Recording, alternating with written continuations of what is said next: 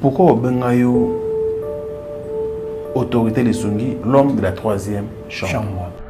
La musique, tous en la chambre. Ils allaient première, va comme le première chambre, deuxième, troisième. Au moins, il était Kofi Olomide, troisième chambre. Deuxième chambre, ils allaient abattre à succès fou. As un musicien, mais ce qu'il leki na balabala et à somme.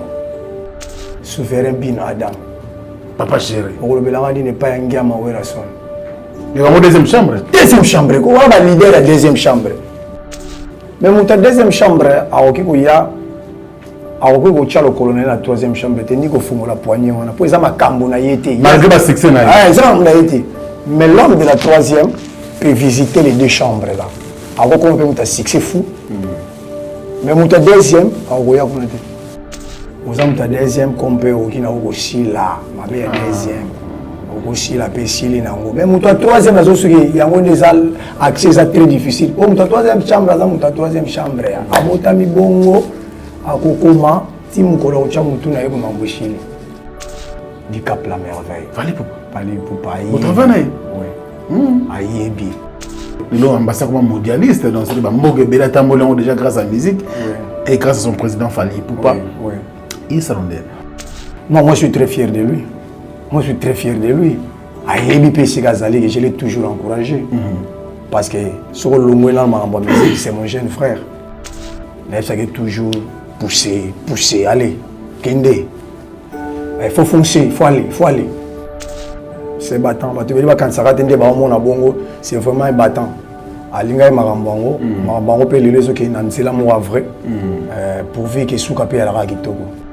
Parce que place à Zali, sur le temps avant moi, tu as 3 ans en Katit. Mais soit Zali, faux soda. Ah, au monde en la tête. En sa carrière en Combo, je suis très fier. Oui, je suis très fier. Bonne nouvelle, bande de Konangaï, Bisso Zara plus Marambo sérieux. La société BGB Sarel tient à disposition de Bisso un terrain il y a 20 sur 20 na $8,500 il y a Pamba. Ils ont aussi un aéroport international d'Enjili, c'est à 10 minutes. Donc, tous en a Kinkole Plaza. Référence, ils ont simple entre l'Union européenne. Modalité, bandeko basungi biso. Bacheli biso 3 tranches. 40% au foutiango na signature ya contrat et puis le 30% au soldé na yo pour que le pangu etikala yo. Pour na courant mai au pepele la na yo ponginde ko ngai. Bisika nyonso zali yeba que accessibilité tana mutoka ya se ata ya 4x4 ata kutu na vélo au comme na lupango na yo osali musala na yo ndenge olingi ndeko na ngai bandaku awe eza kotongama na ndenga kosakana te bazobeta ngo dada donc yeba que yone na yobsa oboyo oza déjà en retard plus 243 9 9 9 52 66 52 au contacter ngai na memi yo inde tina ba bureau ya bandeko na biso ya BGB Sarel.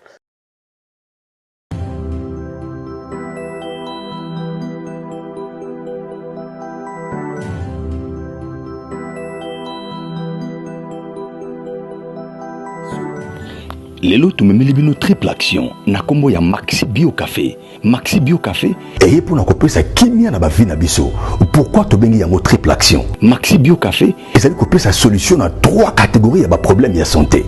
Ndakisa éjaculation précoce, faiblesse sexuelle, mokongo pasi ata kozali na problème ya érection faible. Maxi Bio Café ezali kopesa yo endurance pe efficacité sengeli. Yami balé Maxi Bio Café ezali kosilisa graisse nyonso na nzoto ope kopesa yo taille oyo esengeli libumu ata soki mokete ya misato opona bayeba mesala kosala mosala ya pasi mokolo mobimba na se ya moi to pe na se ya malili. Maxi Bio Café ezali kopesa yo vitalité pe énergie ya kosala mosala makasi uta mokolo mobimba bosimba ete Maxi Bio Café esalami na ba plante naturelle pe efficace pe ezali na lolenge nini esengeli komela yango mpona kobénéficier na triple action mpona baye bazali na mikili ya poto baye balingi kozwa Maxi Bio Café bolanda biso na nzela ya singa na banimero etiami wana mpe na baadresse oyo totieli bino. Maxi Bio Café eye mpona kopesa kimia na bavie de couple na biso na basante na biso. Maxi Bio Café ezopesa nzoto kolongono.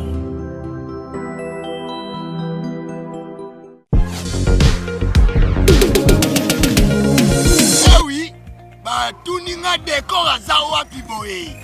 Ah, décor azwami na site kitoko oyo tobengi Toronto City VIP de Maluku. Eza espace mpo na yo, mpo na nga, mpo na ndeko nyonso oyo azala na projet ya vie.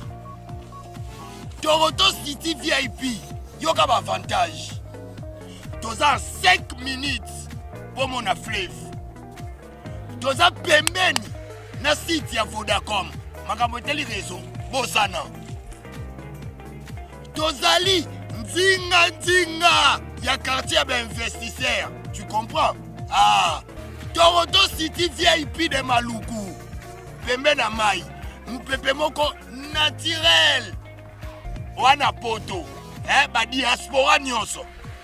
Olingo s'investir na mboka na yo. Toronto City VIP de Maluku epesa to ezoteka ba espace kitoko.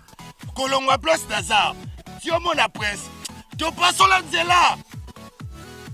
Toronto City VIP de Maluku eko sunga yo ozala na projet osala site touristique. To pe otonga villa na yo. Ah papa. Benga papa Willy. Benga papa Willy na numéro oyo. Ta numéro de Chelibino. Benga. Na moi mbongo mukie. Osombi espace na yo. Je voulais juste faire l'appel à nos frères de la diaspora, de partout où vous êtes, pour venir acheter les terrains que nous sommes juste en train de morceler. Vous allez bien voir qu'il y a des bornes, il y a même les travaux qui sont juste en train d'effectuer. Donc le terrain est bel et bien assuré. Vous allez voir, derrière moi, c'est la régie des eaux. De l'autre côté, c'est le Société Vodacom. Et devant moi, c'est juste World Vision.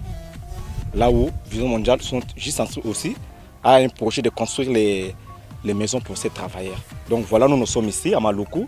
C'est déjà un endroit habitable. Les quartiers, comme vous allez voir de l'autre côté, c'est déjà habitable. Il y a déjà les gens et c'est non loin parmi les autres cités que vous connaissez déjà. Merci Papa Willy. Tokobenga yo, Poto Somba, Totonga Nekolo. Na Toronto City, VIP de Maluku. Monoué qui a dit que Bandoule kozonga te chez Djonga 3 azongeli base na ye na Paris oyo yesika bozalaki kolia komela pe koyoka ntule na niveau ya 2 fois te boyeba ke bilenge zongi na Paris na niveau ya kosakana te chez Djonga 3 awa chaque week-end bilenge zongi ya ndule à partir ya le 17 février 2023 ouverture officielle ya Bandoule bokozwa chaque vendredi Suzuki Luzubu 4x4 grands chanteurs de mon pays à partir de 20h jusqu'à l'aube. Pe samedi, bokozwa CNN Alligator na baninga tout awa boko sepela joli kitoko. À partir de 20h jusqu'à l'aube. Pe dimanche sombele souka bisanga bokozwa Nokolias, Emile alias de Mingongo, la voix qui cloche et longo na wenge poussana tovanda en matinée live. Oyo ekobanda à partir de 18h tina minuit. Kasi tunanga inini kaka soki Emile Silesi mbala moko night club to boîte et fungwami à partir de minuit. Ti ba 5h avec DJ Bobo. Oyo akosepeli sabino na bandole pe na ambiance ya kitoko. Malolo. Oui frère, Babi Djonga. La Congolia. Futur. Hein? Nous te reçons la 50 boîtes. La Katakin, c'est Djongaske. Chez Djonga Twanga Nantaba, Ezwami na adresse Oyo, Noisy le Sec, Nassime McDonald, numéro 25, chemin de Grou, 93 130, Ozamo Bimba. Chez Djonga Twanga Nantaba, Yangonde Zali mo boko ya ambiance, na kati ya Paris, pe na France mo Bimba.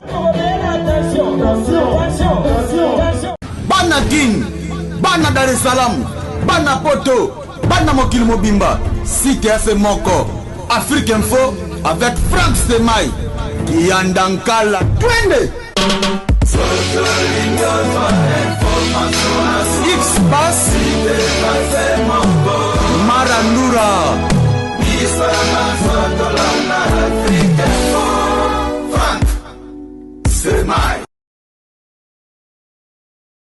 Excellent week-end, chers amis fidèles internautes. Bonjour et bienvenue. Très heureux de vous savoir encore nombreux partout où vous nous suivez à travers le monde. Merci également à tous les amis de Frank Stemai éparpillés à travers le monde. Merci pour cette marque de confiance et surtout pour la confiance et la fidélité que vous renouvelez chaque jour à nos programmes. Voilà, c'est donc Africa Info et moi c'est votre ami et frère Franck Stemaï. Merci beaucoup. L'émission c'est Face à Franck, qui va recevoir un artiste musicien talentueux qui beaucoup connaît, mais beaucoup de gens aussi vont le découvrir aujourd'hui. Mais avant cela, je vous présente bien sûr notre sponsor qui s'appelle Fabrice Guitanvo. Merci à lui qui nous suit depuis bien sûr l'Afrique du Sud, précisément à Johannesburg.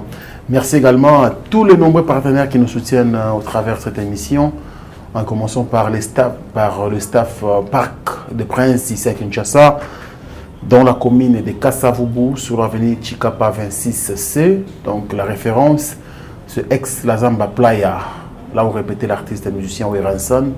Il y a bien sûr un immeuble qui est rédigé là. Donc vous allez trouver bien sûr des chambres d'hôtel de luxe. Il y a aussi une boîte de nuit, il y a un bar et terrasse. Il y a beaucoup de services qui sont bien sûr à l'espace Parc des Princes. Nous remercions le patron Joël Simba pour ses bijoux. Merci également au gérant Stéphane, mais aussi DJ Don, DJ Gucci et tous les amis bien sûr qui travaillent dans cette entreprise. Nous pensons également au patron Djonga Okula avec aujourd'hui le restaurant Djonga 3, après bien sûr Orly. Nous sommes à Noisy-le-Sec à Paris. Donc l'ouverture des portes sera bien sûr le 17 février prochain, bien sûr avec Suzuki Luzubu et puis CNN et bien sûr Emile alias Demingongo. Le patron de l'ambiance de Paris s'appelle Djonga Okula. Merci à Diesola avec l'agence City London à Château-Rouge. Là, nous sommes toujours en France. Merci beaucoup pour tous vos soutiens. Tous les amis qui nous aiment, merci à vous tous. Et nous pensons comme ça au patron Don Pablo Angelos depuis Turquie, donc précisément à Istanbul, qui regroupe international avec Angelos Don Pablo, le patron. Merci pour ces nombreux services et pour aider bien sûr nos compatriotes congolais. Alors, sur ce plateau, Autorité Lissungi, c'est un artiste, musicien, compositeur qui est venu bien sûr nous voir. On va parler bien sûr de son projet qui va voir les jours incessamment sous peu. C'est EP5, donc un maxi single composé de 5 titres. L'artiste est fin prêt, bien sûr, il va nous proposer des très très belles chansons. Il vit précisément, il a mis sa base dans la ville de Matadi, mais ici, bien sûr, en République démocratique du Congo. Restez branchés parce qu'il y a encore beaucoup de nouvelles que vous allez découvrir dans cette émission. Autorité Lissungi, bonjour et bienvenue. Bonjour, Stemaï. Ça va? Ouais, ça va. Pas toi, l'ingé trop, hein? Oui. Moutounzamba Sali, soixante malam, vraiment, je pense que va te barolingaye, hein? Va te barolingaye. Le lingue mon père va te barolingaye au mingi. Ah bon, merci. Merci beaucoup. Alors, depuis quand à Kinshasa? Depuis samedi passé. Samedi passé, la Tchaïma Kolama à Kin. Donc, samedi prochain, on va une semaine. D'accord, donc à peu près une semaine déjà. À peu près une semaine. Mais ça l'équipe bien? Oui, mais ça l'équipe bien. Mais ça les occupe bien. Donc, il pense à pour Moussala. Il y a vraiment pour Moussala. D'accord. Parce que arrangement, mixage, master, nous tout on est ensemble à Kinshasa. C'est vrai que le projet nous avons commencé à Matadi. D'accord. Mais tu es aussi le Sangoshiko Power. La Kin. Alors, pour bien découvrir l'artiste, je vous propose cet extrait de la chanson Babou. Suivez à tout de suite. Don King Casemiro, ceux qui vont mourir, te salue. Roberto Kembelembi. Babou nini nini Nini. affaire nini nangaye bomano atangai kyonyokola moto boye. Le supérieur Pablo Pachimol Yamashaki. Ndenge nakomi koyeba ngai te, Nathalie Miroir natangisi pinzoli, ata pasi aline pusana te, ata lutu bilei ya nourrisson nazokoka te kosilisango, apeti ekenda mboka mosika kozongisango nde vrai problème. Honorable Lauriane Zolani Chico Poutou. Aminata Fatouma Yemba oyebisi Laurent nini kiawete sengo boye. Fumwangani Isaac Ashley ndenge nakondi koyeba ngai te Nathalie Miroir natangisi pinsoli ata pasi ya lino epusana te ata lutwa bilei ya nourrisson nazokoka te kosilisango apeti ekenda moka mosika kozongisango nde vrai problème mon vieux musée ya nene na yekwa mbeto na ngai etunaki babu motuna ndenge olali awa eske okolala esika mosusu réponse na yo ezalaki osukishe ngai aluzinga ya mima stone mbambi ya tina poshe na ngai mpetunaki bebe motuno yo moke oyo ozwaka eske sa te va réponse na yo ezalaki sa te sifi adoboika il n'a pas tort Baudelaire alobaki kobala moto pona kitoko eza kolona nguba na balabala Pascal Photo Papi Flash Cheval Blanc Tademas Delmas Mendes Vrai mwana matadi okarese ngai dans l'essence des poils elalisi ngai mpongi molai nasutuki El Macma babu oza te les patrons de Godir Gino Pobali Chete Liliete Manulelo bibli elobi na makomi nango kai nayokaki somo tango amonaki makila ya bel mbabwa moni makila na ngai somo te innocente comme l'agneau qui vient de naître et pourtant t'aimer sommet le descend. Je regrette Yveston de t'avoir connu Babou. Les boss Passi Wente Willy Kaembe frère Alain Matoudou. Nous sommes de retour, excellent fidèle internaute. Vous avez compris bien sûr le savoir-faire de cet artiste et musicien. Autorité Lusungi, c'était là bien sûr l'extrait de la chanson Babou. Donc il a plusieurs singles. Avant de vous proposer bien sûr le maxi single EP 5. Autorité, nous avons vu Mwakala. Ah ouais. Nous avons vu Mwakala pour la Moussala Nayo. Vous savez Moussala Mwamingi avec l'orchestre Air Force One, Nayolo. Ah ouais. Na senti. Na senti. Le rebelle va y Moussala Nayo. Mais Mingi va y penate. Bah, découvrir notre travers cette émission déjà Babou il accepte bango moi idée c'est moi idée dans savoir faire Nayo. Mais nga souci na ngazara ke qui ne défou la rabatu. Qui ne dépêche makambo rêver ça ba artiste. Hein? Surtout moi nazumi moi kala. Nazumi par exemple allez paix à son âme Pependo Bopetum. Ça star genre na bandondo. Mais pour paix ça makambo ma essence il faut y a Kinshasa côté OK jazz et consort. Baza moi belé les nouvelles générations de l'eau. Tozu Inosbi par exemple. Aïe awa na Vodacom azuna ye marambutu pepe le premier azongi goma mabité. Il faut kin na fanda na kin libela na chabaz na nga parler marambutu. Il est là l'artiste n'avait pas tort. Mais yo oh ebani moi on a déjà à Dallas. Oza na savoir faire nandule ya osarana te. Olongole ok ko vanda na matadi. Idée danini. Non, idée zalika que tout ça na posa ya développement culturel. D'accord. Tout ça vraiment la posa développement culturel wana. Et puis mboka po et se développer, il faut que de partout bah tu vas sentir que na domaine moko ba to yebi musala wana bazali. Moi Matadi c'est ma ville hein. En fait c'est ma ville natale. Hein. Ah bon? Ouais, oui, Matadi c'est ma ville natale. Donc, sur la zone de Matadi, je me sens chez moi. Sur la zone de Kinshasa, également, je me sens chez moi. Alors, on a ça les bases dans la Matadi, ma qui est en haut et qui n'est pas mal. Et tout est bilo de ça là. Vous reprochez qui est saturation? Non, tu reproches grand golo, tu reproches Kinshasa n'a l'autre côté. Tu reproches Kinshasa n'a rien. Ils ont une vision à Moutou. Chacun a sa vision.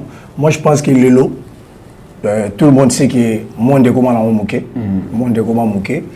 Tu peux rester là où tu veux. Et ça, la question, vous allez connecter. D'accord. Pour que l'actualité soit là. Alors, les gens ont soutenir Yalaki. On va tout à l'heure, par exemple, à fait Pépé Ndombe. époque c'est normal, c'est vraiment normal. Il faut y aller à la capitale. Surtout le talent papa, il faut qu'il y ait à la capitale pour que aux gens Ebima. Voilà, c'est un peu différent. Depuis quand aux décisions, d'abord motivation. Hein? On a motivation. Et puis ça fait combien de temps de poser des décisions pour nous Yolo les alliés. C'est vrai. Kinshasa Ndimanga, c'est vrai. Mais base Longwe et comme il a fait la Matadi. Depuis quand et puis motivation années? Déjà tout ça on a année 2016. Hein? Oh. Oui, année 2016 déjà. Mathieu déjà ma colonne la Matadi. En fait c'est vraiment une longue histoire. C'est une histoire de cortiquer Bissot. Oui, c'est vraiment une histoire. En fait, moi j'ai quitté Kinshasa pour Matadi, même pas pour la musique. OK. Ils n'ont même pas pour ma musique, même pas solo. Je ne pouvais même pas imaginer moi. J'arrive. Je ne pouvais même pas moi imaginer que nous avons ça sous musique dans Matadi. Mais nous avons les souverains, maîtres de l'univers, à l'objet de toi, aux Zonga. En fait, j'ai perdu mon jeune frère, Faïna Kende, Tozala Ekuna. Après, il s'est dégagé un soutien tout autour de moi. N'a pas résisté. Vraiment un soutien positif tout autour de moi. L'artiste n'a résisté. Et c'est là qu'il a bandé. Tu vas avancer en malais. Maintenant, nous les autres les bossos en face il y a Stemai, il y a Frank Stemai. Voilà. Ils ont besoin qu'ils continuent en musique. Vous savez, la musique, force à les bossos, ça leur soutien. Lorsqu'on se sent un peu abandonné, ça donne un certain dégoût au risqué au Tikanayo. Mais lorsque vous êtes soutenu, ça vous encourage en fait. Matadi m'a soutenu dans un moment et il continue. Cette ville, elle continue à me soutenir. Tilelo, tu as mon idole non faboé. Autorité, c'est grâce à Matadi. Autorité, les sommiers. Ah ouais. Alors, je rappelle que vous avez au président qui bien sûr un grand orchestre et à Yolo. Parce qu'à l'époque, il faut te rappeler, on a évité l'homme à moment échangeant, mais dans chaque commune ou chaque quartier, il faut un orchestre. Dans le quartier, il y a un Tcharapoa, Bino Dallas, c'est là qu'il y a Air Force One. Quand mon ambassadeur rebelle Kobima, et je rappelle même qu'il y a un Bassi bourgeois, ou à pas fallu pour parler l'eau, les mondialistes, Massoudi et les consorts, les canards alors, orchestre Wana. Au Banang au camp et puis évolution aux agendes. D'abord, toujours on a Air Force One. Oui. Air Force One, dans le Baraka. Air Force One est Boutamina, na Yolo Nord. Ok. Air Force One est Boutamina, Yolo Nord, na Wacha. Bana Wacha, Bayebi. Tout à l'heure, on a mis na Bissot Moroboé. Nabi Oué, Baye, Yosa chroniqueur, il y a Kota Mozino. Comme on est à la Alain Djadi. En tout cas, on a massacré comme on a été. Alain Djadi. Azamon a Gombe. D'accord. Eraye. À coutume de tout ce travail, à l'obino. Et le côté puis c'est un moment fort, mais morobo. Parce que à l'époque, on ne voulait pas cette philosophie à président. Moi, j'étais le chef d'orchestre, leader, chef d'orchestre. Eraye. Alors tout le monde avait pas dans le côté marketing. Hein. On a senti quelque chose en lui. Tout ça Alain Wana comme président. Voilà départ il y a Air Force One. Mais malgré tout, les gens battent la autorité. Oui, armée à l'île. Le président Balobani, le président Reine Meneux ne dirige pas. Les amis, on a un roi Ali, mais premier ministre. Oui, est-ce que le président allemand? Oui, non. L'Allemagne a un président. Mais le premier ministre, le président, mais le premier ministre est très puissant. L'autorité est très puissante parce que bon. Au sein de Ningamom Nakumba déjà mais tu comprenais que Mouton de notre tout à l'heure, il avait vraiment un sens en marketing. Tu plaçais que malheureusement pour lui, il n'a pas vraiment compris l'Ingibsuto Lingara. Aïe comme Mango plus comme Sango Logo la Jar Ningalaga, président Mona musicien. Or c'est moi ça ne passe pas. Alors on l'a mis dehors. Bolongo le président. Oui, na Longoli. Na Tché parce qu'il y a Bagui. Alors tu es que ce siège n'a pas Yolocide. On a dédié ma pour la témoin. On a embauché toujours Air Force One. Quand on a l'équipe, on a Bassi bourgeois, Badadi Massoudi, tout ça qui est belé, tout Panzani, Tchatché, Big de Vercoul. Une équipe au sein de la sécurité. Équipe au sein de la mode. Alors, la Yolo Sidou, on a pu malembe, tu peux ça la première enregistrement les Bosso, nous disons Paulo de Souza. Paulo de Souza. Avant l'arrêt, c'est pas l'arrêt. Après l'arrêt, c'est plus l'arrêt.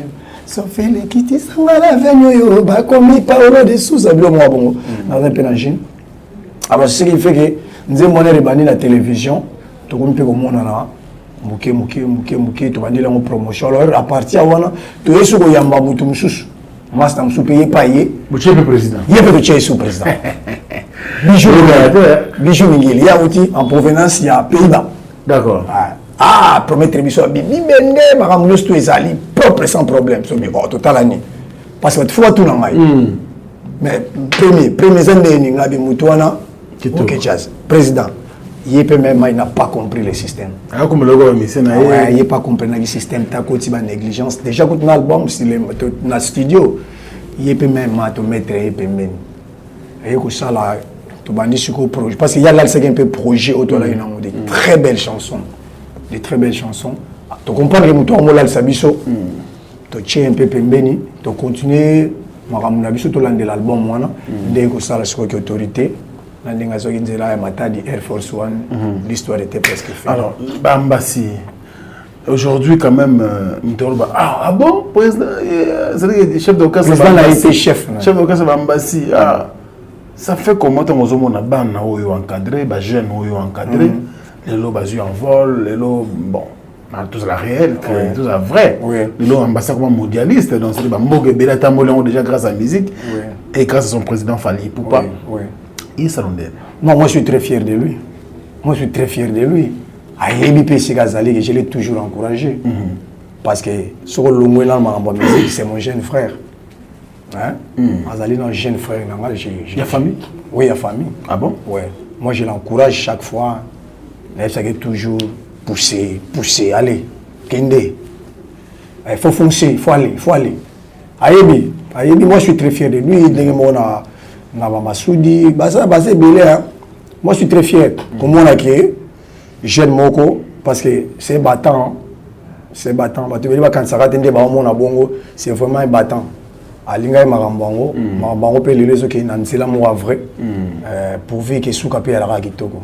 C'est tout ce qu'on veut. Mais vous avez bien. C'est un battant. Moi je suis très fier de lui, très fier. Et Belnaye, Bavoko Naye, Nazo placé, on sait pas là, on a eu des exercices à ça dans les cas là. Des exercices à ça les gars. Qu'on Zaraga, tout le monde vit dans Nana Osala, Ocha. Donc pour vous avez dit qu'il y a un soldat. C'est un soldat. À ça fait matière. C'est un soldat. Parce que place à Zali, sur le temps avant moi, tu as 3 ans en Katit. Mais soit Zali faux soldat. Ah, au monde en a été. Mais à la Kissi, il n'y a pas d'école à guerrier. À l'école à guerrier. Place de polémique. Il fallait l'équipe médecin tout. Il y a soit tout. Ambassi. Vous avez orchestre de baraté, mais il y a il a accepté que mon ayolo. Il a formation pour ça et ton dernier. Pour aller à l'école, on a quitté quand il fait bon. Non, le côté polémique, moi moi je suis dans le travail. Parce que note. Non, on a mais ça. On le baranine, on a non, ceux qui savent bien, mais ceux qui savent bien été, ils avaient bien été. Ceux qui savent bien. Mais tu fallait les gars, mais c'est tout bon, peut-être le contenu n'a pas été très bien explicité, peut-être. Parce que connaissant Ambashi va y aller Rumba. Ambashi va y aller Rumba. Ngara mwana Rumba. Ya kosa ba jeté. Ya masekiti. Ko ya jeté. Ambashi mwana Rumba. Ayebi valeur ya baene. Ayebi valeur ya baene. Je suis dans la musique. Dans la carte de musique. Sur le mama stade maraba ni ndé ya bela contenu côté wana. Voilà tous en aimé. Soit dans la carte de musique, na bandeli ayebi ba valeur biso to pesa ba kurutu. Na bango to imba ba fote na ngai te. Obiza ya nani? Ya bata Brazzaville, ba imba ngona ba année 60 combien? Tous ko travailler na bango ba eloko de pesa bango guba comprendre makambo wana. Rumba ya musique. Donc il y a encore sabotage, ko négliger akokité. Côté ma musique il sait ayebi pendant que ba owana ba mpaka ayebi peut-être alors on a côté mususu on est dans toloba que nous tous n'avons pas bien compris ou bien non mazaki na ba argument na ye soutenant ki yango ba comprendre ye voilà beaucoup ba to ba comprendre ki hein mazaki pe mabika raté quoi voilà bato ba comprendre que ngala bi sur le plan musical ayebi ki rôle ba te que son président est le meilleur et abattu stoana ayebi ki rôle ba ngote peut-être ne na lobi ba contenu ma belé peut-être ba to comprendre bien te ayebi na musique histoire de musique avant nanga arabe na comment mbasi to dans Air Force One bon on a expliqué le mot d'accord c'est un battant moi j'ai compris que l'équipe a battant na telengabi mkomso ebisinga rabi bike ngafa le kan écran c'est ce que tout ça une philosophie motrobi non photo bongisa to ça na makamu so to yé na télévision hein et ça peine ba mo poto to mutabi Air Force One na webiso ma sécurité mkoto le kan ya bia autorité ngala mona en retard na mona en retard to si tout ka peka boile la télévision ataka pe alo ba era zo ngabi yo ambassy vous allez voir ambassadeur mobo ambassadeur na bisiki zo pesa mo marque ambassy alors comme a sepela ki nango pe dans l'aspect sepela ki nango a sa carrière na Combo je suis très fier de poser Combo oui je suis très fier. Merci beaucoup, autorité Lisungi. Bon, il comment autorité Lisungi. Autorité, l'ena émission. Autorité na mepesa autorité ça va bato ça na bango ba mona bato ba ebisa ba yo pardon. Président Olingité. Ba so ponga la ibongo, ba dédé ma pola ba bato yo ba ebiso benga président moi je n'aime pas ça. Alors bato susu ba staff kaka ba lobi non yo bon yo autorité. Comme la Palestine, Yasser présidenté, Arafat. Autorité palestinienne, yo comme autorité, c'est parti à partir. Ah ouais. Vous avez expliqué moi. Yasser, allez, grand merci à celui qu'on appelle bien sûr le général Pichou Maïza. En direct de London. Voilà, en direct de London, Pichou Maïza, Motomoko vrai bien, merci pour tous les soutiens. Zalala Nongoza Bongo Motea Malamu Ezoke Nabiso bien. Au-delà que vous la chanteur, au-delà que vous l'autorité, il y a Air Force One, vous avez parolé. Ok. Tout à alors, les lots, on a eu la parole à Mébélé na Congo. Il y a eu depuis 2016 au channel base na mata de Kinshasa, c'est comme un peu Ningana. Mais on va parler au boti ba problème. Mingi peut amusu ba ondima na bangote. Est-ce que au pesa pena banzembo oyo betaka na Congo awa en tant que parolier avant de comment banzembo ayo moko oui autorité pesa banzembo peso betama na Congo oui nengo lobiti naza parolier so muta contacter ngai to collaborer so va sali promotion kitoko so pas na gaz azana makambo na e betana wa et bêta tes points. Attends un peu ma texte, attends un peu mélodie. Il y a un bilo comme sous, il y aura pas si pour rater pour texte c'est tellement kazaka, mélodie c'est tellement costaud que yo mon loko et ko rater ta, et rater surtout que ce que tu as une peine à mouton et bien makam. Moi j'ai cette encore ba grâce ou là les peu d'artistes qui travaillent na bango et en bateau ba yebi. Maintenant du Cap la merveille. Fallait pour payer. Vous travaillez? Oui. Ayebi. Aujourd'hui héritier wata. Ayebi. Oh. Bateau. Vous savez what plan? Bateau moni note. Hein? Bala na respect note. Ngala za nga parolier beta awata beta te ka bato natangi. Ni baleka wana. Tout ça na ba collaboration bango wana. Non bon. Non peut-être na koloba na nga ngote mais ba ka tout ça na ba collaboration. Boto yebandeli ko pesa banzembo. Mais la lobit. Si vous communiquez avec yo ndo vérifier. Communiquer avec yo ndo vérifier ceux qui mutonga a lobi vérité yo za stemite. Yo so bomba leka. Yo no bomba ta. Lo wana ko tsiba doute mais toi bateau comme parolier lobi kuna parolier kuna lobi que l'état de droit est tellement makasi. Ouais ça c'est vrai. Mais biko donc le fait autant à combat moto Le fait qu'il y a autant comme mon moto, autant déjà comme mon et cascana comme mon soit à reconnaître, il peut tout faire, non? Dit-on, les paroles s'envolent, les écrits restent, les images aussi restent. On comprend? Dans tout ça, on a été pour autant comme ce sont des vrais artistes. On a tant à travailler là-bas. On a travaillé na Ibrator. Ibrator piano. Ibrator piano. L'album c'est pas sorcier. Très bon chanteur, ouais. Ah, tu retrouves dans Kati. Nazali. Ah, Ibrator Ozala, je crois lobby hein. Lobby samedi je pense tu Ibrator. Na salué Bessi Nazali.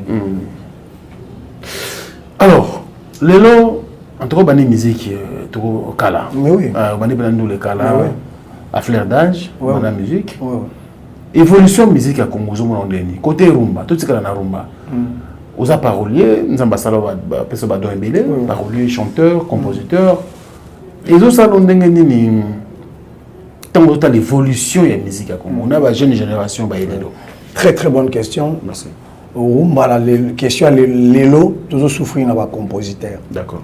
Toujours souffrir dans les compositeurs. Rumba zo souffrir na ba compositeur. Compositeur là ce qu'il faut tout na nani compositeur. Compositeur les abatu basara nzembo te bato basala la biso musique. Compositeur. Ouais, to souffrir na bango. Dis aux parolier. Ba compositeur de basala la musique. Ngapela zalanga auteur, compositeur. Mais mboka na biso ezala na ba grand compositeur tel que Mike Amnan. Sek Bidens. Mais basala en vie hein. Ouais, au moni Sek Bidens sera salé musique et nzembo. Et le trompeur Lenny Bidens. Comment Lenny c'est plus dans l'arrangement. D'accord. Ouais.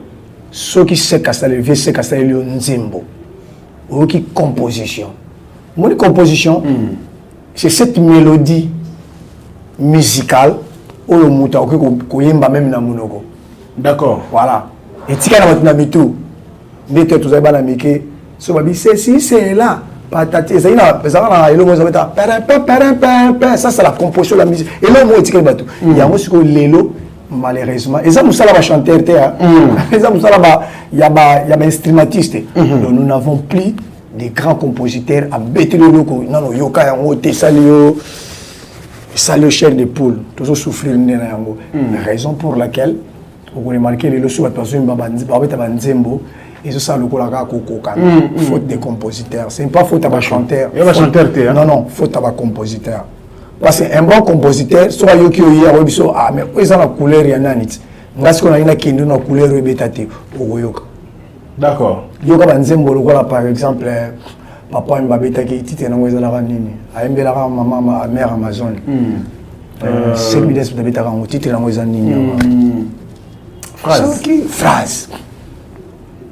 Parce que nga kotaka akota muzindo phrase ya ndengo na te phrase ya bongo te Sek Bidens azwi yango et soko tali na ba CD na sima okomona papa wemba auteur compositeur Sek Bidens c'est-à-dire c'est lui qui a porté cette belle mélodie musicale là. Ça c'est une chanson hein. Ouais ba toi nde tozosanga lelo mais ba jeune ba lelo quand même nous découvrir jeune moté bo lelo na génération lelo à ces pétitions bazali tolobite babeta mabe hein tolobi ba quoi porter ba biloko wana ndezo ils accompagner l'artiste ça veut dire savoir il y a ba qui c'était ça la force ba shock star yango ezali force ba empire yango ezaka force soki ba beti au monde o empire lelo kanga miswa chaka matoi parfois tu es dans le flou ya weba ezanani pourquoi parce que tu dois porter sous ni na bango pendate. La musique est très calmoko. Malbagan les autres changer. Oui, ils ont faute à ba compositeur. Plutôt manque y a ba bon compositeur mais ba guitariste nous on a orchestre c'était. Même là l'armée ba guitariste de travers à la bango. Au beti na yo mais apporter na rien. Ouais, au beti na yo mais apporter rien. Mais bazali hein. Baza ba moko. Bah tu peux passer au rapena ko tindika bango te ko bimisa bango makasi mokile comprendre bango bazali. Alors lelo j'ai suivi un artiste un grand de notre pays Koffi Olomide. Oui. Aloba lelo moko etikala na l'esprit. Aloba soko zo betaka rumba de tono beta on akala. Aux limité parce que mokili a avancé tellement, la réalité changé. Rumba il faut koko tsango moi ba beat ya libanda vous partagez la vie monaye? Pas forcément. Pas forcément. Nous partageons pas forcément. Parce que bit est anine. Bit est le kababa kishit. Occupé au bac c'est le côté nzembo bimi pe sali six. C'est vrai que bâtiment ya kala na lelo moi ba changement ya lui-même na rumba. Mais na émission crise ya makasi. Un jour, on solo la même, là, un grand, oui, ça, crise à ma casse, tout ça, on sait même pas ma maman, la crise à ma casse, c'est ça, crise à ma compositeur. Mais par exemple, là, ceux qui m'ont dit, bandé, est-ce qu'il faut le béla au mamou? Non. Au banine, mamou. Mais bandé, mon monsieur, comme il faut, c'est la recommande à Kati. Pour détecter que non, vous avez un toit bandit. Moi, chaque fois que je suis en doute, on comprend raté. Tout ça, un problème avec le compositeur. Mais tant que vous avez balé qui n'a bien la musique, a bien affilé. Il y a au moins à quel côté Moroboye. Il y a quoi? Ouais, ils ont bêté ça bien. Soit ça. Oui, ça va. Ça va. Qui suis-je pour le télémélaï? Tant au moutou, moukil, mon bimba, et binara na piste. Qui suis-je pour le bayangote? Non, c'est bon. C'est bon, dans les bons. Oui, bien, si vous avez œuvre, vous avez un côté na piste, ah, mais papa, dis-toi que vous êtes artiste. Oui, mais dans le studio, vous êtes bon.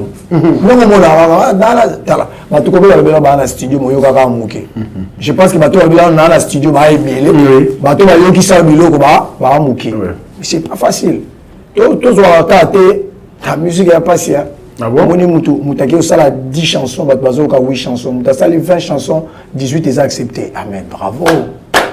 Bravo. Bravo. Musique est passée. Oh, bandi musique. La bandi quand on est sur la même comme nous autres bandi musique là. Tout jeune. Beaucoup de bakulu tu vas mettre la musique na bango, bino bozo bundana, type comme bandi ko yebana titi. Est-ce que pour ça, le succès dans la musique, il faut s'y maquiller? Est-ce vrai ou faux? Parce que vous avez l'expérience. Non, moi je crois que dans la musique, pour ça, le succès, il faut ça, premièrement, bien entouré. Premièrement, bien entouré. Bien entouré. D'accord. Ouais. Deuxièmement, au ressources en entourage, maintenant, il faut passer les meilleurs. Il y a eu qui s'y a mon déchigo, ou mon qui s'y a bimawana, yangowana. Nabi dans un entourage bien et moi je me mets au travail. Je pense 7h 8h na guitare nanga ngamo na chana nous dans la kisi nanga c'est le travail personnel na zolinga et bala na entourage nanga pour que makambo ekende bien. Et okuta mushushu ana kisi bien c'est-à-dire ça la manière na ya travailler azo souffrir l'entourage. Okuta pe mushushu très bel entourage malheureusement Yemoko, c'est pas vraiment un travailleur. Donc, et là, les bouchons, ils allaient très bien entourés. Et puis, il y a aussi les facteurs temps. Ils appellent un facteur temps. Temps, et kokisami et kokisami. Parce que pourquoi on a la boudara, moi, je me dis, vous avez la larte qui panganga. Hein? Vous avez la larte. Oui. Kinganga, c'est un exemple. Hein? Ah, oui, mais nganga $100 yango yo. Nganga sali makambo simbi danger. Est-ce que ndenge simbi oya suna 100? Il faut en a plus. Il faut en a plus. Je connais pas au matara. Mon mot là ils ont matara. Mutu pas omine ko kita. Ah mais nganga ngo pas ko fina été. L'art peut coûter bac c'est mon mot là mutu. Ah omine ko kita. Donc c'est pour dire que les gens ont makambo anaté. Ils allaient temps ceux qui simbi ya mutu et simbi au moment c'était mal aux gens arrêtent monde de la musique tout le monde a un musicien pour ne pas citer les noms attends le gars waouh attends c'est peine là-bas mais les gens sont habitués à là-bas mais qu'est-ce qui se passe ils ont les combattants et puis professionnellement parlant en tant que pro donc vous allez rater des artistes dans la plateau pour soutenir les choses que les gens ne voient pas. Une génération est pour tout le monde pour pas comprendre tu ne verras, tu n'écouteras jamais un grand artiste à Libanda à pour avoir des salles de démonstration qui s'y ou pas. C'est le travail. Nous avons une génération qui nous suit, qui vient ou qui viendra faut pas comprendre que c'est par le travail, Frank Stema Yambayo, c'est par le travail qu'il est comprendre. Alors, pourquoi, c'est une question, d'abord pour Nayo beaucoup. Oui. Pourquoi Bengayo autorité les Sungi de la 3e chambre? L'homme de la 3e chambre. L'homme de la 3e chambre, pardon. L'homme de la 3e chambre. 3e chambre, ok. Et ça, c'est une qualité. Conçue par moi-même. Dans le bien, conçu par moi-même. Ça n'engage que moi. D'accord. Dans mon qui la musique, tu as une chambre. D'accord. Dans mon première chambre, pour nous, les artistes, ils sont qui ont bien. Ils sont qui ont bien. Mais c'est normal, c'est une mission normale. Ça, c'est la première chambre. Chambre na bango yangwana. C'est une mission, c'est normal, c'est normal. C'est ni compositeur, ni, mais c'est une mission. C'est une mission. D'accord. Première chambre, c'est bango. Deuxième chambre, ils allaient abattre un succès fou. C'est un musicien, mais c'est leki na balabala. Et à Somo. Et ça, Somo. Nzungu Zikaka, succès fou. Vous comprenez? On a la deuxième chambre. C'est la troisième chambre. La dernière chambre. Chambre où ils ont accès, c'est très très difficile. Il y a un auteur-compositeur. Troisième chambre. Troisième chambre. On a n'importe qui à côté raté. Oh. Au côté de mais par exemple, le succès, ils ont un problème, ils ont un normal. Première chambre. Deuxième chambre, c'est un succès fou. C'est un succès fou. Mais la deuxième chambre, il y a le colonel la troisième chambre, il y a la poignée. Malgré le succès, mais l'homme de la troisième peut visiter les deux chambres là. Alors qu'on peut un succès fou. Mais mon deuxième, il y a l'homme de la troisième chambre. Il faut vendre à Kuna. Toi là, il faut payer mais tu vends à Kuna. Là, la troisième chambre, nous allons aller. Tu vends à Kuna. Accès à très difficile. Accès à n'importe qui. Et c'est le troisième chambre, le lot. Et P5 que toujours vendre. Mais au petit temps, des titres. Quand le temps de bisou, on a répété tout le temps de bisou. Fali Poupa, Héritier Watanabe, Ibra Torompiana. L'homme de la troisième chambre a commis Banzembo, Ami Yembele. L'homme de la troisième chambre a commis Banzembo, a PC d'artiste Moussoussou. A collaboré, c'est trop dur, mais a travaillé dans l'artiste Moussoussou pour Cabo de Makanisi. Makanisi na yo kuna mokili ningani bibanda ya mboka partout so bache microboye maloba na yo mtatoza chambre zo yembama même mtatoza chambre tango banzembo ra yo pesa ke batso yembe mpa na yo moko et comme on dirait photo forcé na non oui ya on a le milieu normal ya on a sur répartition ba chambre ya on a sur ma répartition ba chambre au cause non kuna comme la deuxième té ko ya la deuxième chambre. Et le but est volonté na yo. Le succès fou ils ont volonté à monter. Ils allaient temps à monter koki pour que azala l'un des leaders y a deuxième chambre. A comment monter succès fou et ça a ba qualité. Troisième chambre ça a ba qualité. Mais avant que le monde pardon, nakati malobate. Ouais. So on dans la première chambre. Ouais. Avant comme la troisième chambre. Avant comme la deuxième. Avant comme yo comme la troisième dans la deuxième. Non, peut-être vous comprenez. Donc, expliquez-moi bien. Première chambre, ils ont une étape. Ils ont la première, première chambre. Deuxième, troisième, ils ont une étape. Non. Troisième chambre, ils ont une troisième chambre. Ah, déjà kuna. Ah, kuna. Kuna ba deuxième té. Yango ba bota maka. Tu as un exemple par exemple. Ok. Au moins, tu es Kofi Olomide. Troisième chambre. Ah, troisième chambre. Attends, la troisième chambre. La troisième chambre. Mais Lélo, oh. Village, je suis la troisième chambre. Mais si Lélo vient à la deuxième chambre. Au moins, une différence. Le temps qu'on a commencé à la deuxième chambre fou. Succès à la deuxième. Pour nous, on a vu le roi Jean Goubal. La troisième chambre. troisième chambre.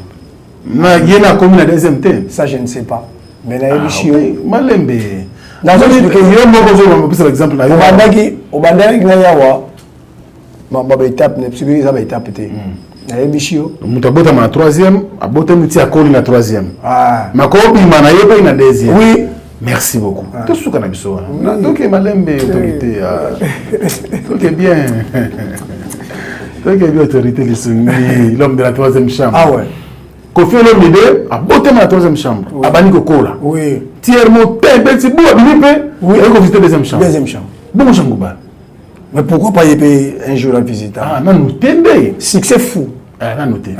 Il a du succès. Ah, nous sommes dans la troisième chambre comme la succès fou. Après, nous sommes dans la troisième chambre. Ah, musique. Oui, grand frère et papa Rochero, personnel. Troisième chambre.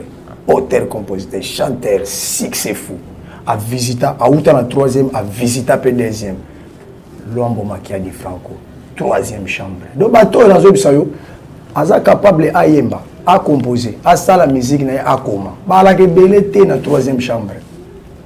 Évidemment, va te belé peut te ba qualité. Donc la cinquième génération tu les assez boyé, non ba comme la troisième chambre. Ya on to belé ba qualité na bango to ebité to yo kaka, surtout to tanga ba kofi bana c'est par rapport à ndenge to mona ayeye mwazo bela okina nzembo boyé. Ngamoko na beta guitare. On peut ça faire un tour sous.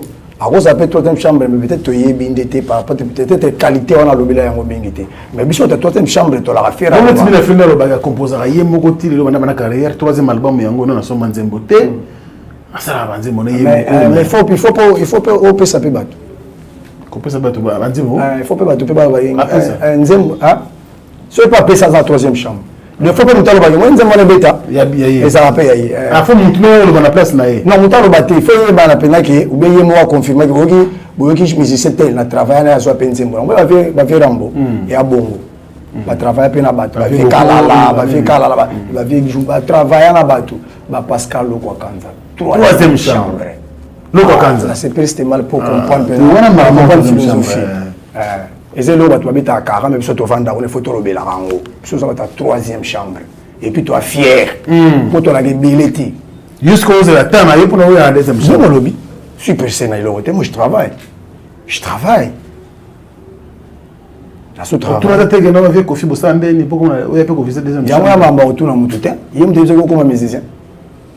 Il y a des qui ont fait. Il y a des personnes qui ont comme musicien. Ils ont musicien. Ils ont travaillé sur combien la deuxième chambre. Combien? Vous avez tout dans la vie ou ça? Non. Vous avez un peu de question. Ils ont travailler. Où est-ce que Simbi là? Et Simbi. Vous avez posé la troisième chambre. Vous tirez l'épée. Mais bien la troisième chambre est ligne. Pour l'équipe de chambre. Pour la deuxième chambre, si c'est fait qu'on vide là, on va le cas. Mais troisième paix. T'es à comment? À ta poignée, on a aussi un bâton.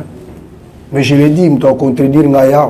La TV, je dois te dire belé dans les héros. Ça m'a remboursé chambre auteur-compositeur. Chambre auteur-compositeur. Je suis un Moulangi Boye. Je suis un Moulangi, tu tiens une guitare, salela ya Nzembo. Je joue guitare, Otali Moulangi, Obimisi Maeli na seconde. Moi, je suis la troisième chambre de Bali. Mais tu as toujours ça dans le bango. Mais si tu as expérience sur le cas, tu as la kawa. Et tu as partagé. Tu as Pascal Lokwa Kanza. Tu as qui? Troisième chambre. Troisième chambre, mais il y a une deuxième. Ah oui. Jean Goubati le lo, Azela Ranam. Azela raté, viens pas y aller. Nabi, Azela raté. Le succès même la deuxième chambre en Zomona. Surtout que tu as la deuxième chambre, il y a un succès fou. Parce que le succès fou, tu as son monnier à côté de lui. Tu as son poste artiste. Le succès fou, on est allé. Comprends? Le succès aussi. Exemple, par exemple, un artiste moi succès. Nabia. Et pas ya souverain bin Adam. Papa chéri. Et pas ya Ngiama Werason. Mais on a deuxième chambre. Deuxième chambre. On a leader la deuxième chambre. On a leader la deuxième chambre. Tu as succès fou. On va simba pour la troisième théorie. On a bangoté. D'accord. Ils ont négligé mais ils ont non, oui, on est normalement bangoté. Tel peu bangoté. pour naturellement peut-être la deuxième mais le bango pe eloko te parce que baza ba leader il y a deuxième chambre succès fou sur le stade utali pe mboke ningani succès fou donc on continue liste non la problème la liste était na expliquer le belenga er mo ndeni ba ya wana biso ki ba turu mo ba to ba vingiama de la forêt de l'Infinda bin Adam la leader il y a deuxième chambre la leader il y a deuxième chambre soka bimi papa batama ko batama une autre expérience nous renseigne que dans la musique à Congo la plupart il y a la troisième chambre la plupart des auteurs-compositeurs. Il va avoir ta troisième chambre. Ah, il va déranger. Il va avoir ta troisième chambre. Ta troisième chambre va comprendre qu'il y a la mission. D'accord. Et ça passe. Tout le monde a autant de troisième chambre. Pascal Poba, troisième chambre. Pascal Poba, troisième chambre. D'accord. Bouyako. Pascal Poba. Bon, mais belé. Attends, sur la scène. Il n'a pas si pour boire la deuxième chambre. Il y a moi pas si. Mon ami s'est raconté au bout de toi. Bateau dans la troisième chambre. Ah, oui, bien, ça compte. C'est qui est tout à fait normal. Tout le monde a ça. C'est la chambre moi qui te roté. Tout le monde a ça. C'est foutin. Est-ce que n'a qu'il peut vivre? N'a qu'il peut vivre? Pose à la bien. Il faut que choses à succès fou. Ah, mais l'ingarté, c'est moi, on s'est dit. Eh, succès fou, peu, bazar, autant à la misapité. Succès fou. Succès fou. On disait comment? Oh, fou. Ah, autorité, oui, qui m'a dit qu'il y a un abus. Oh, succès fou. Papa. Comment va me vérité? Papa. Oh, la beauté. Mais succès fou, hein. Au sein, on m'a dit, le succès, c'est. Au moins, on me dit succès fou. Succès, mais fou. Ah, on comprend. Ça dit comme si tu m'as bon. Succès, vous avez tellement de succès que soit l'équipe, tu as un bon. Et il y a qui prend l'artiste et nous surtout. Il y a une première chambre de pays. Il y a un musicien bien. Tu peux pas aider dans mon combo. On a un succès fouté. Il y a une première chambre comme on a un beauté. On a un musicien. Ah, musicien, première chambre. Oui, il y a un pays. Oui, tu peux avoir un combo. Vous avez une première chambre. Vous comprenez? Il y a des psychologues qui ont montré que la première chambre, ils ont la qualité. Et les qualités, souvent, ils sont naturelles. Ils sont naturelles. Vous forcez. Vous forcez l'on. Attends, la vie, attendez, c'est qui stade, vous avez la boue. Vous avez la boue. Vous avez la boue. Vous avez la Gabon, attendez ici. Vous avez la Abidjan, attendez ici. Je peux le bien au salon, on a pas le bibou. Au moins, vous savez, là, qui c'est qui naturellement, tu as un nègre moté. Naturellement, déjà, tu as un nègre moté. Au moment où vous savez, mon artiste à Zoluba, ma chambre, elle a rappelé comme ça, toi. Et comment tu as traité? Non. 4 loups, Bimis la idée mon abi bimis c'était loups. Bajara banet, n'était pas tendé. Tu vas Gims. Deuxième chambre. Ah, autorité. Gims. Deuxième chambre. Mais Gims, ça sent un succès foot. Oh, c'était mal. Ma côté le troisième, ça compose à rater. Il y a la il y a la qualité moussoussou. Et Batama. Ah, tu la Congo, tu as vu sauter. Les grandi à Paris, le la maillon de Niro, il va me ramener. Et ça, tu as la vanille, il y a hôtel compositeur. Mais, à ce que je sache. Non, PSAT. Après ça pété, et puis à ma connaissance, il n'y a pas de temps solitaire, il y a travail, il n'y a pas de parole. Gims, je peux par exemple, deuxième chambre. Deuxième chambre. Sur le bureau, c'est un stade. Stade de France, plein. Deuxième chambre. Adadjouana. Deuxième chambre. Parc des Princes, rempli. Deuxième chambre. Baza peut sommer bateau. Il faut beaucoup de respect dans le bateau. C'est la deuxième chambre. Ça a jeté. Pourquoi tu m'as dit que la deuxième, tu as la deuxième pour la deuxième, les Arabes, vous avez la deuxième comme peut qui n'a aussi là, ma bien deuxième. Aussi la pécile nango. Mais mon troisième maison il y a des accès à très difficile. Mon troisième chambre, mon troisième chambre. À Botami Bongo, à Kokoma, Tim Kolo Chamutu na yebo mambushili. Ok, mon troisième chambre. Troisième chambre. On a eu dans la troisième chambre. On a eu ce Moulangi Boy, Nathalie Ango 10 fois, na bande comment. Pour na Moulangi, na bouchon nango, na ndenge langi sali, na bande mbalamo. Voilà la troisième chambre, on a pas puissance en troisième. Voilà troisième. Mais pourquoi vous tirez le cas de bateau pour payer ça à Banzembo? Banzembo est dans la troisième et il y a la deuxième chambre. Ils ont continué. Ils ont continué aux salons. Ils vont salamade. Ils ont à droite. Troisième. Au tigre le premier moyen. Ils ont habité na boulaka mais pour la deuxième chambre. Donc au bel cas bilo on tombe par jour 10. Mais au habité que la moto na oh la deuxième chambre oh la deuxième chambre oh. Et vous avez bon. Basali basala na maman. Mais différence c'est aller musique n'a fait ça la passion. On a l'impression que ils là-bas il y a des paroliers boutiquiers. Boutiquier kopena ezali pendant ndenge nzembo eza awa batekaka mais eza na bato mosusu basedaka baœuvre partenariat esalamaka peut-être na bacirconstance neti babiso boye esalamaka na bacirconstance ngai ya boutique te oneni te ngai nanga na misien mais à troisième chambre so mpo moni neti olobaki wana mpo biso toa bato to bagare biso moko ba self-made men. Il y a le royaume, self-made man. On a eu pas mon tout temps. On a si tout le monde a eu. Et je suis là. Tu vois lié beau. La self-made man. La simba biso na le beau côté. La tombola biso le beau côté. Yeah, comme on a été biso de tombola bateau. Yeah, comme on a été. Comment est la différence? Moi, c'est self-made man. Merci beaucoup. Il s'appelle Autorité Lissumi, l'homme de la troisième chambre. Une philosophie à retenir.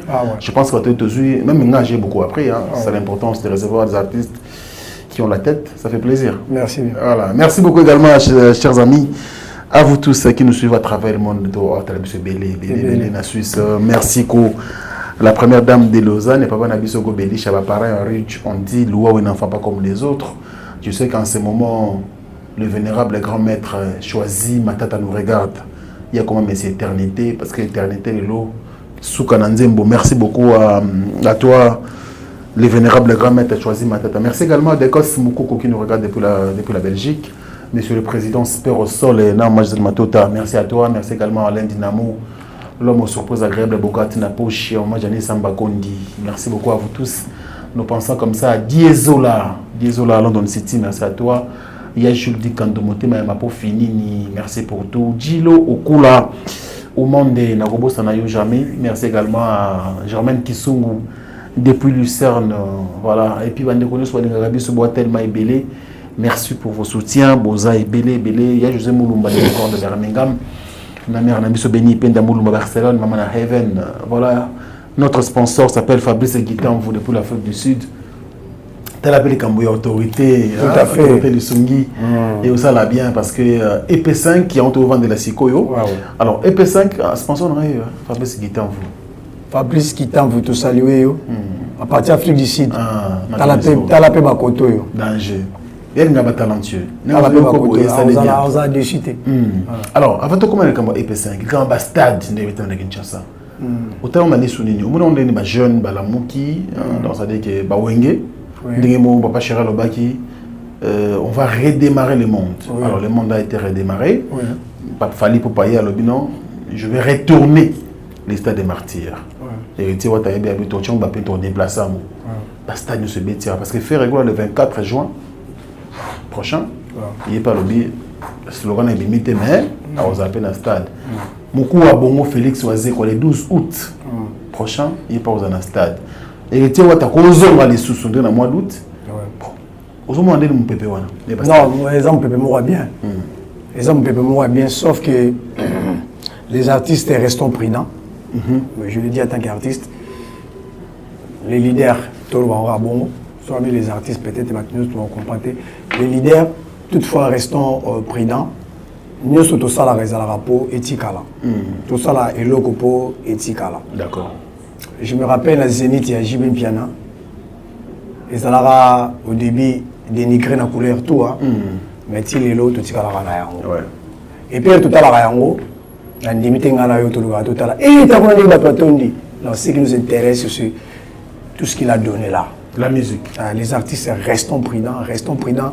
Tout le temps, il y a plein.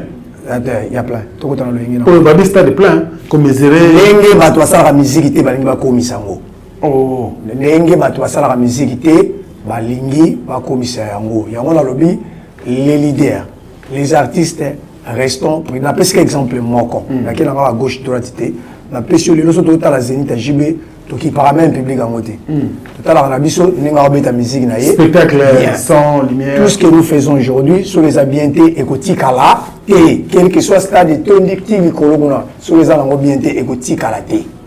Écotikala té. Ou écotikala les habillantés bien. La précieux exemple souverain bin Adam. Papa chéri. Allez, merci beaucoup. EP5, c'est le maxi single de l'artiste Autorité Lissungi, l'homme de la 3e chambre qui va sortir d'ici peu, l'artiste à Kinshasa pour les travaux de cette œuvre. Ouais. Nous sommes presque à la fin. Nous sommes presque à la fin. On peut signer la parole à EP. EP, on peut la parole. Ouais. Franck, c'était Maya Autoloba. Là, je suis en train de préparer EP Nangai pour un langage courant, maxi single. Il y a 5 chansons. On est titulé en EP5. EP5. Extended Play. Il y a 5 chansons. Tout petit on peut combo EP5. Pour le anglais, on a EP5. Il y a bien en français EP5. Qui va contenir 5 chansons. Rumba. Non, on avait dit qu'à Rumba. D'accord. On avait dit Rumba, Rumba Pesali. Mais on a tellement la faible à Rumba avec Mima. Je me gêne à Roloba. Maintenant, j'aimerais bien regarder ma yoka. Maintenant, Zélango. D'accord. On a profité en même temps pour que Sabato soutenir l'artiste. Nous sommes encore là. Toujours travailler. Si je peux passer rapidement mon numéro. Oui, je suis dans les 243 90 90 pour la France. 46 370. C'est le numéro avec lequel on peut jouer à tout moment. Nous avons travaillé. Nous avons soutenir Batou. Je suis très ouvert pour ça, des sites et puis vous comprenez, mais pourquoi nous tous en 2023? Ça va te bien les canards. Ça, oui, on a dit que ça va te bien les canards. Pourquoi nous tous en 2023? Kalana la qui va. Mais dans le bas qui n'est pas bandeli, chaque chose a son temps. Son niveau respecté, tenter à quelque chose. Mais est-ce que vous collaborez dans la deuxième chambre? Parce que tout ça fait la personne à Bango, pour la Macambo, c'est-à-dire qu'il y a une troisième chambre. Mais pour les Bango, nous avons pas fait limite, c'est que c'est fou. Il y a Bango Moko. Il y a Bango Moko. Il y a Nzambe. T'es succès fou na Bango, il y a Nzambe. Pour la Bango Moko, pour la Bango associé, il y a Bango. Mais tu vois la collaboration pour la Bango. Papa. Oui, bien. Qu'on a trop dire.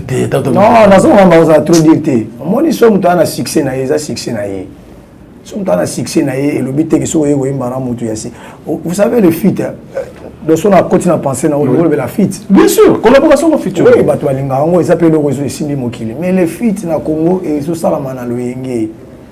Oui, fit est un mariage. C'est le mariage de deux esprits. Cette communion-là. Pourquoi il y a raté? Pour le système, il était dans un bon. Système, il peut parfois venir moi checker pression. C'est la communion, c'est le mariage de deux esprits, deux personnes, ça le meilleur. Il y a un fit. Il y a un fit. Si on a deux personnes, quand on a un vélo, on a un vélo comme moi. On a un vélo. Même si on a un vélo, on a un vélo fit, mais fit, on a un vélo. Mais on a qu'il n'y a pas de communion de deux esprits. Oui, mais c'est futur, mais œuvre, c'est yo. Yo me bénéficier dans yoso. Mais justement, on a bien point. Si on a bénéficié. On a une belle chose. Pour toi kabola maïle. Mais celui qui a zoya, a un esprit il y a qui to kabola penda. Et simbata,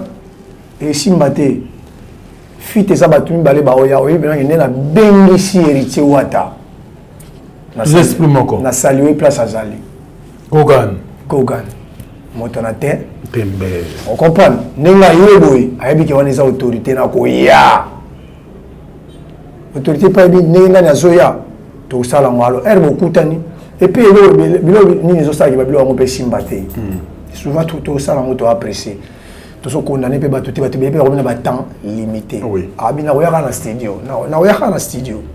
Ayi na studio ayoki tellement qu'il y a pro. À ça, il y a les meilleurs.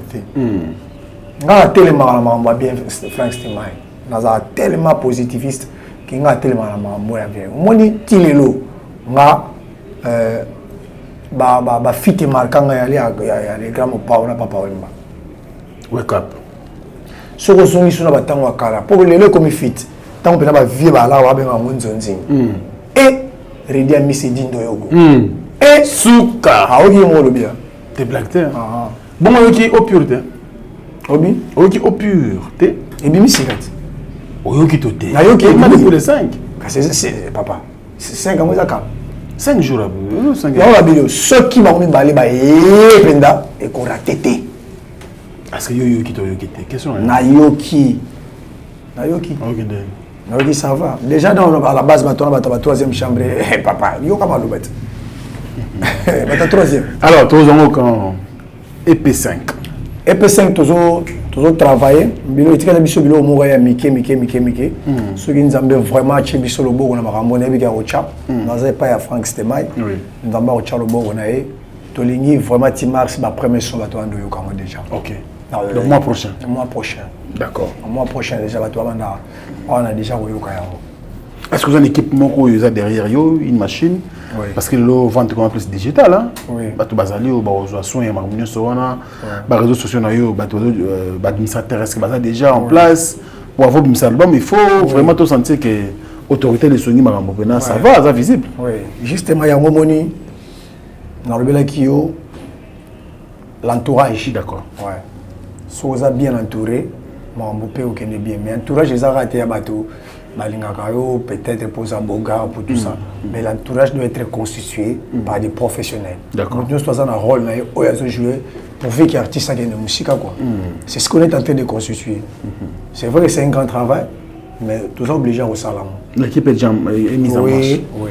D'accord. Oui. Alors d'ici mois de mars, tu as déjà mon extrait, mon premier son. Ma première son déjà. Avant tu as intégralité album.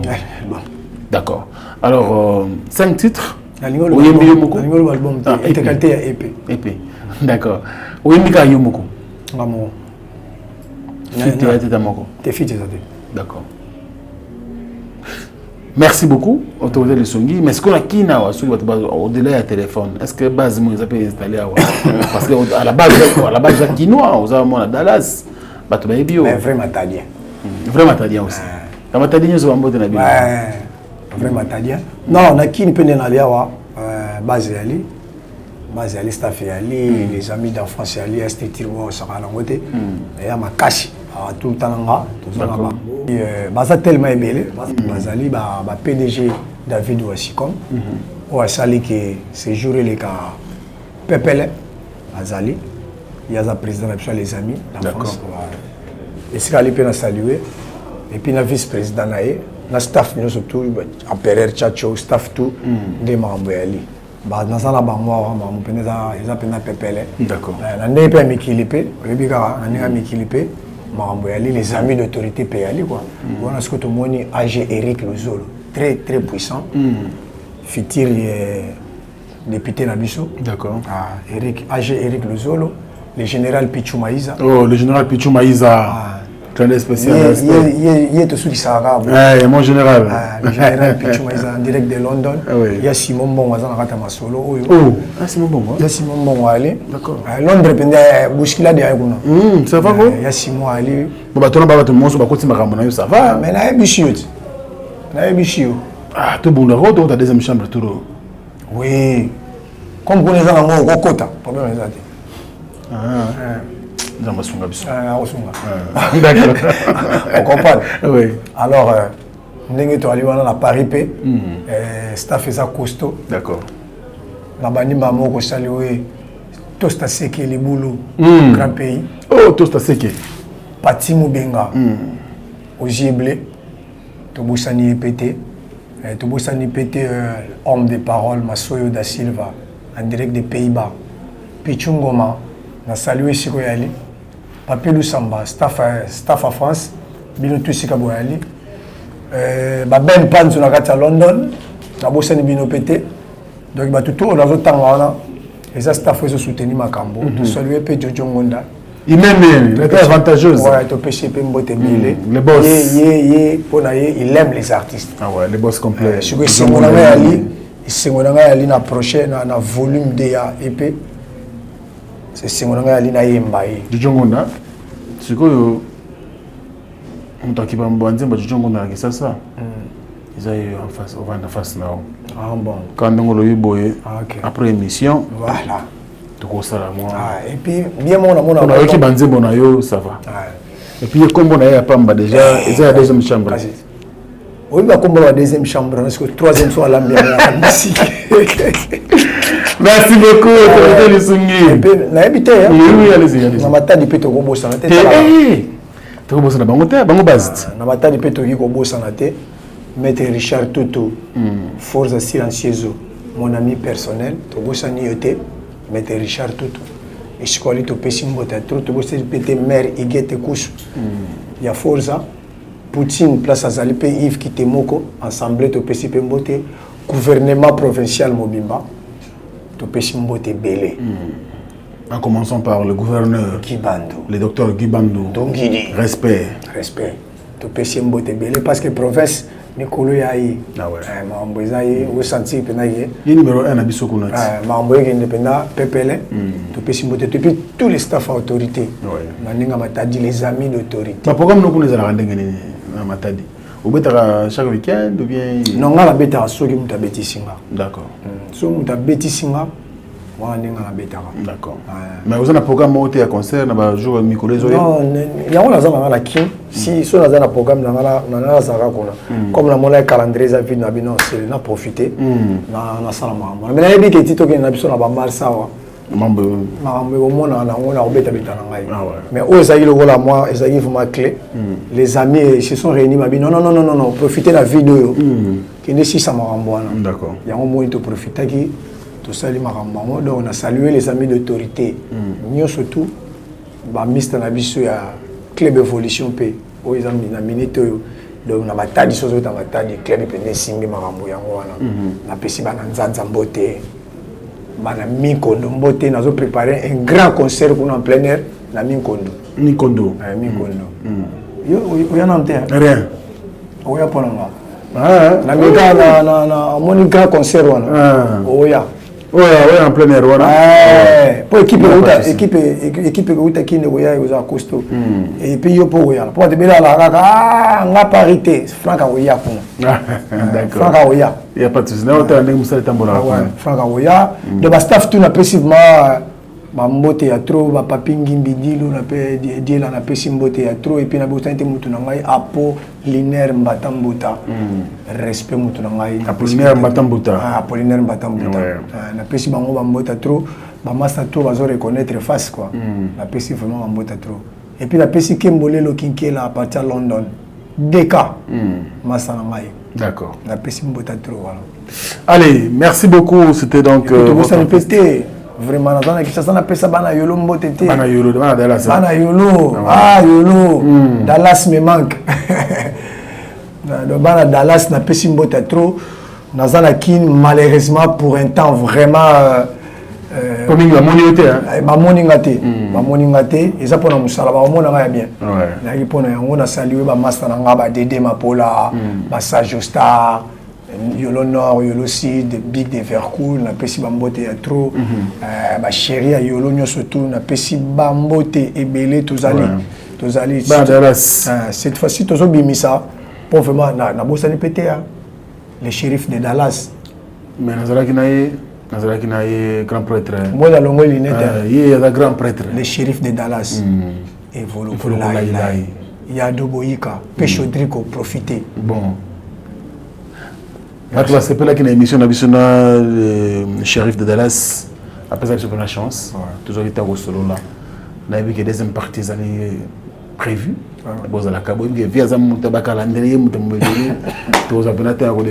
deuxième partie émission, ça va bien. Merci, autorité de Sungi. C'est moi. L'homme de la troisième chambre. C'est moi. On a passé de très beaux moments ensemble, de moments télévisuels, j'espère.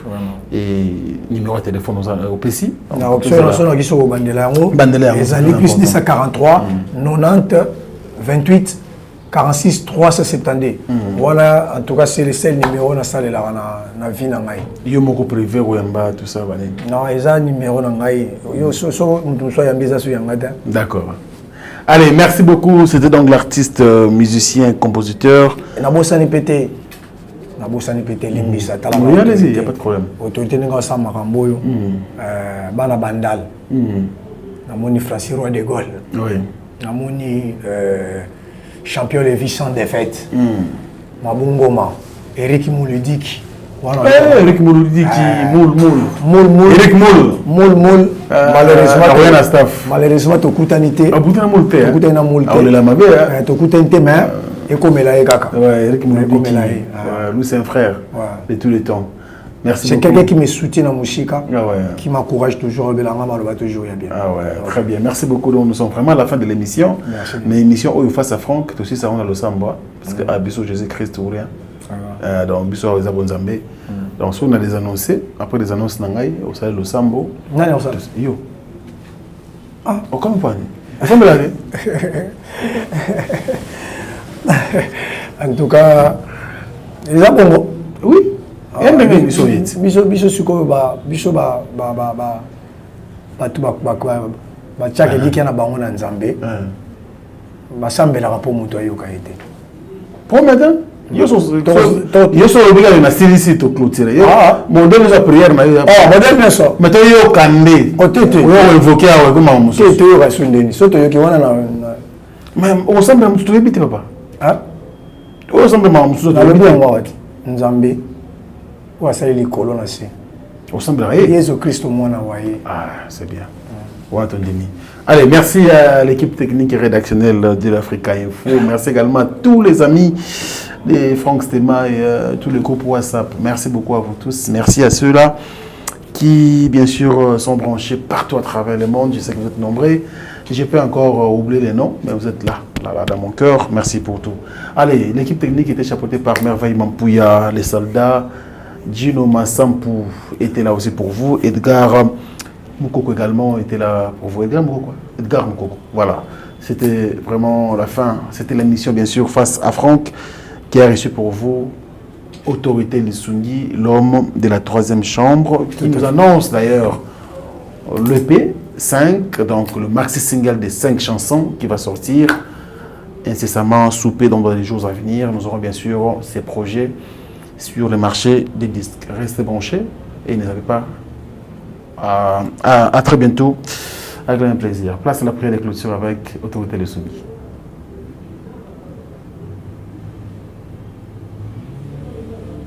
Amen. Amen. Au revoir. Merci. Bonne nouvelle, bande konangai, biso zara plus makambo sérieux.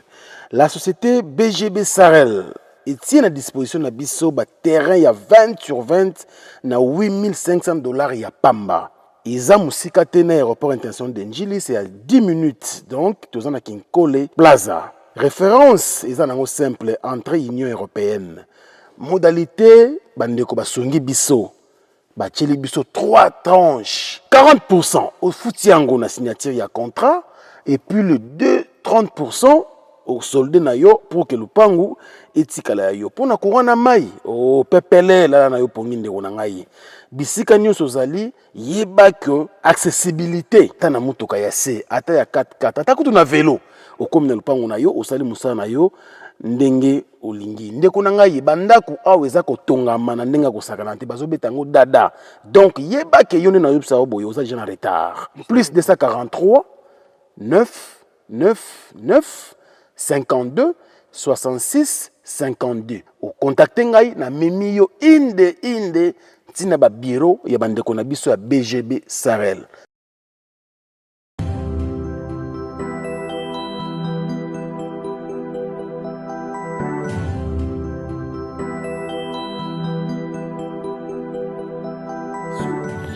lelo tumemeli bino triple action na kombo ya Maxi Bio Café. Maxi Bio Café eye pour na kopesa kimia na bavi na biso. Pourquoi tobengi yango triple action? Maxi Bio Café ezali kopesa solution na 3 catégories ya ba problème ya santé. Ndakisa, éjaculation précoce, faiblesse sexuelle, mokongo pasi, ata kozali na problème ya érection faible. Maxi Bio Café ezali kopesa yo endurance pe efficacité esengeli. Ya mibale. Maxi Bio Café ezali kosilisa graisse nyonso na nzoto ope kopesa yo taille oyo esengeli libumu ata soki mokete. Ya misato opona bayeba mesala kosala mosala ya pasi mokolo mobimba na se ya moi to pe na se ya malili. Maxi Bio Café ezali kopesa yo vitalité pe énergie ya kosala mosala makasi uta mokolo mobimba. Bosimba ete Maxi Bio Café esalami na ba plante naturelle pe efficace pe ezali na lolenge nini esengeli komela yango mpona kobénéficier na triple action mpona bayeba zali na mikili ya poto bayeba lingi kozwa Maxi Bio Café bolanda biso na nzela ya singa na banimero etiami wana pe na baadresse oyo totieli bino. Maxi Bio Café eye mpona kopesa kimia na bavie de couple na biso na basanté na biso. Maxi Bio Café ezopesa nzoto kolongono.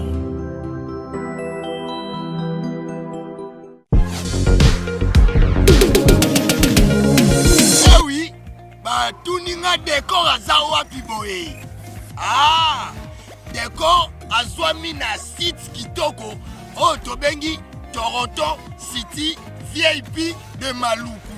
Eza espace mpona yo, mpona nga, mpona ndeko nyonso oyo azala na projet ya vie. Toronto City VIP yoka ba avantage. Toza 5 minutes pour mon fleuve. Toza pembeni na site ya Vodacom. Makambo eteli réseau bosana. Tozali nzinga ya quartier ya investisseur. Tu comprends? Ah, Toronto City VIP de Maluku. Pembe na mai. Mpepe moko naturel. Wana poto. Ba diaspora nyonso. Olingo s'investir na mboka na yo. Toronto City VIP de Maluku et pesa to ezo teka ba espace kitoko kolongwa place Nazar tiomo na presse to paso la nzela.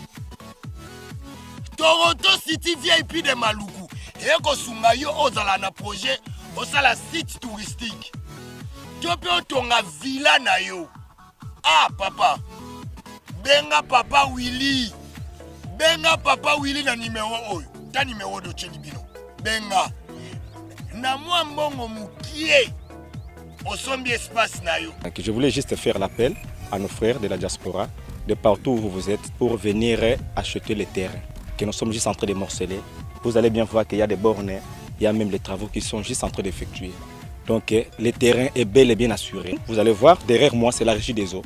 De l'autre côté c'est le société Vodacom. Et devant moi c'est juste World Vision. Là où Vision Mondiale sont juste en dessous aussi, a un projet de construire les maisons pour ces travailleurs. Donc voilà, nous sommes ici à Maluku. C'est déjà un endroit habitable. Les quartiers, comme vous allez voir de l'autre côté, c'est déjà habitable. Il y a déjà les gens et c'est non loin parmi les autres cités que vous connaissez déjà. Merci Papa Willy. Tokobenga yo, Poto Somba, Totonga Nekolo. Na Toronto City, VIP de Maluku.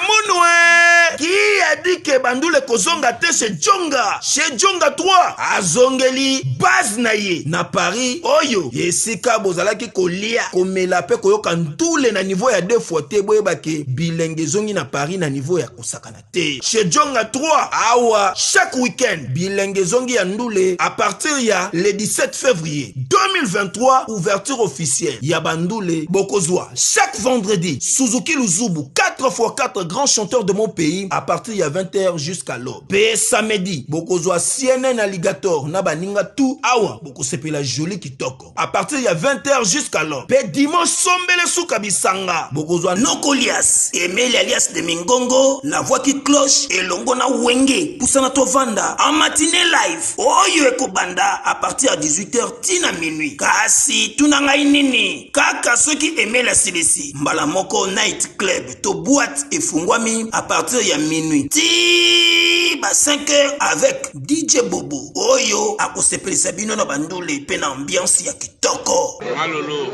Oui frère, Babi Tchonga. Futur. Hein? Nous t'avons reçu la 50 boîtes. La Katakin, c'est John Masquer. Chez Djonga Twanga Nantaba, Ezwami na adresse Oyo, Noisy les Sec, Nassime McDonald, numéro 25, chemin de Grou, 93 130, Ozamo Bimba. Chez Djonga Twanga Nantaba, Yangonde Zali mo boko ya ambiance na kati ya Paris, pe na France Mobimba. Bana King, Bana Dar es Salaam, Bana Poto, Bana Mokil Mobimba, CTF Moko, Afrique Info, avec Frank Stemai, Yandankala, Twende!